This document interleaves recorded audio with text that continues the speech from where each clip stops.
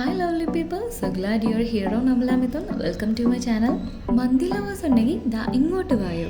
നമ്മളിവിടെ പറയുന്ന റെസിപ്പി അതുപോലെ അങ്ങ് ട്രൈ ചെയ്ത് നോക്കിയോ. റെസ്റ്റോറൻറ്റിൽ നിന്ന് കിട്ടുന്ന അതേ ടേസ്റ്റിൽ തന്നെ മന്തി നമുക്ക് വീട്ടിലും ഉണ്ടാക്കാം. വളരെ എളുപ്പത്തിലും ടേസ്റ്റി ആയിട്ടുള്ളൊരു ചിക്കൻ മന്തി തയ്യാറാക്കിയാലോ ഇന്ന്.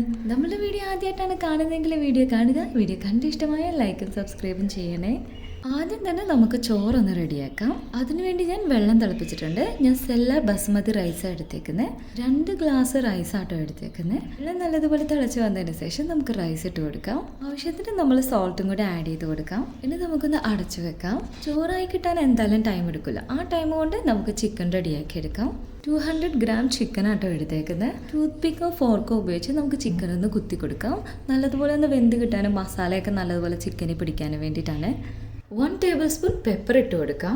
7 ഗ്രാമ്പൂ, ക്യുമിൻ പൗഡർ 1 ടീസ്പൂൺ. പൗഡർ ഇല്ലെങ്കിലും കുഴപ്പമില്ല, ജീരകം ചതച്ചതായാലും മതി. പെരിഞ്ജീരകം 1 teaspoon. Then add 3 chicken cubes. Then 1 capsicum, ചെറുതായിട്ട് ചോപ്പ് ചെയ്ത ക്യാപ്സിക്കം ഇട്ട് കൊടുക്കാം.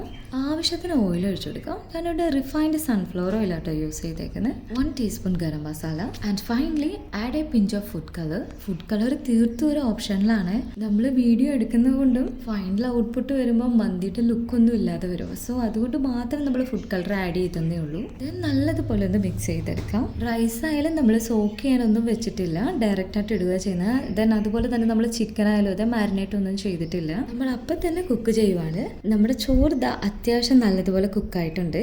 ഇത് മതി നമുക്ക്. ഇനി നമുക്ക് ചോറ് ഊറ്റിയെടുക്കാം.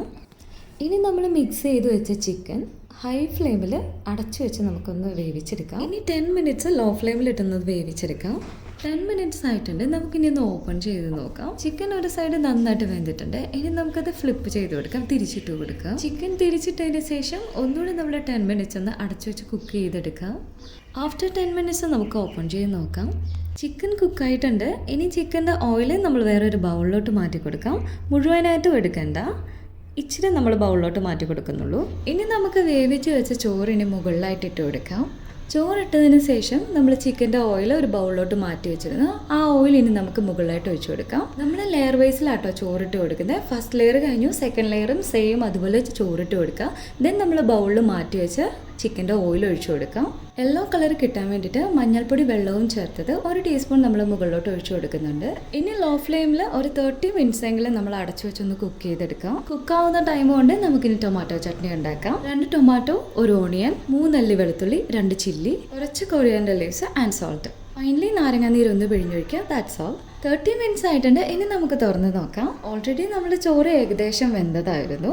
ഇപ്പോൾ നല്ലതുപോലെ കുക്കായിട്ടുണ്ട്. ബിരിയാണി ഉണ്ടാക്കുന്ന പോലെ tomato, onion, ginger garlic paste, mint leaves, coriander leaves അങ്ങനെ മസാലപ്പൊടികളുടെ ഒന്നും ആവശ്യമില്ല. ചിക്കൻ മന്തിയുടെ കൂടെ ടൊമാറ്റോ ചട്നി മാത്രമല്ല കേട്ടോ, ഞാൻ മയോണൈസും കൂടെ വെച്ചിട്ടുണ്ട്. മയോണൈസ് നമ്മൾ വീട്ടിൽ തന്നെ ഉണ്ടാക്കിയ ഹെൽത്തി ബോയിൽഡ് എഗ് മയോണൈസ് ആണ്. മയോണൈസിന്റെ വീഡിയോ നമ്മൾ ഇതിനു മുമ്പ് അപ്ലോഡ് ചെയ്തിട്ടുണ്ട്. ഇത്രയേ ഉള്ളൂ, നമ്മളുടെ ചിക്കൻ മന്തി ഇവിടെ റെഡി ആയിട്ടുണ്ട്.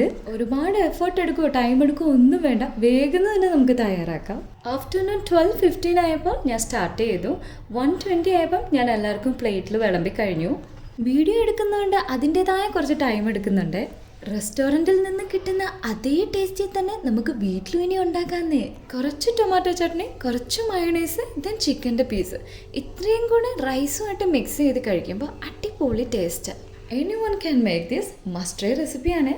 I hope this video is useful. If so, please like, share and subscribe for more easy recipes. Thank you.